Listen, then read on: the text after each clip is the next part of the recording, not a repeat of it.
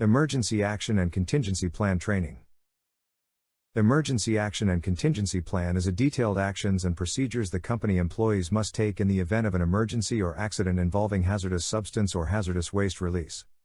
The objective of the plan is to minimize the hazards to human health or the environment from fires, explosions, or any unplanned release of hazardous substance or hazardous waste constituents to air, soil, or surface water.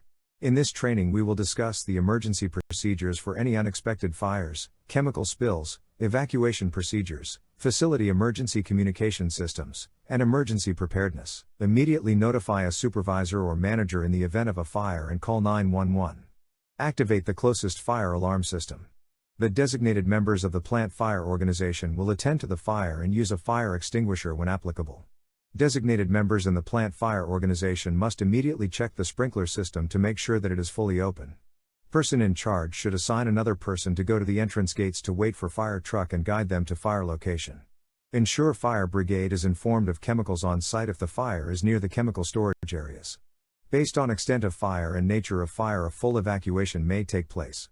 A chemical spill is the unintentional release of one or more chemical hazardous substances that could cause harm to human health and the environment. In the event of a 5-gallon or less spill, immediately notify your supervisor. Supervisor will contact EHS manager or maintenance to determine how to clean up the spill. Contain spill with the proper absorbent. Always wear appropriate PPE when interacting with chemicals. In the event of a large spill greater than 5 gallons, immediately contact EHS manager or maintenance. Depending on the chemical and location of the spill, may need to contact an outside source for containment and cleanup. May require the evacuation of the facility. Emergency evacuations can occur at any time and for any reason. Partial or whole evacuations will be based on judgment of emergency coordinator. Department evacuation coordinators will oversee evacuation of their departments. Evacuation coordinators are responsible for making a head count as soon as their departments are clear. Any missing individuals will be reported to the head evacuation coordinator. Follow evacuation maps near every exit for detailed directions on where to meet. Each department is assigned a different gathering area. The gathering areas are differentiated by number and color. View your gathering area on the chart and color on map. The gathering areas are located at the back of the main parking lot. Here is a color-coded map of our facility. Evacuation zones are clearly labeled in the back of the parking lot. Department evacuation coordinators are in charge of taking a roll and reporting any missing employees. Employees will be allowed to re-enter the building or safely leave the facility once a total head count has been completed. In the event of an emergency, contact SOLAS Security. SOLAS Security number is 1-800-430-8832. SOLAS Security operator will call Rosemead City Fire Department if any pressure drops in the water lines by an activated fire sprinkler. Plant intercom system is wired independently from main electric power supply. Will be used to call employees in case of emergency and to give evacuation orders if needed. In the event of any occupational injury, please go to Alhambra Hospital. An emergency authorization form is located outside of the EHS office. Important emergency numbers to know: ambulance or police, dial 911.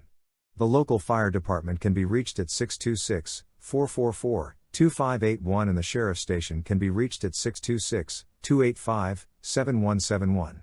For any chemical release, please dial 911 or contact Veolia Environmental Services at 1-800-688-4005.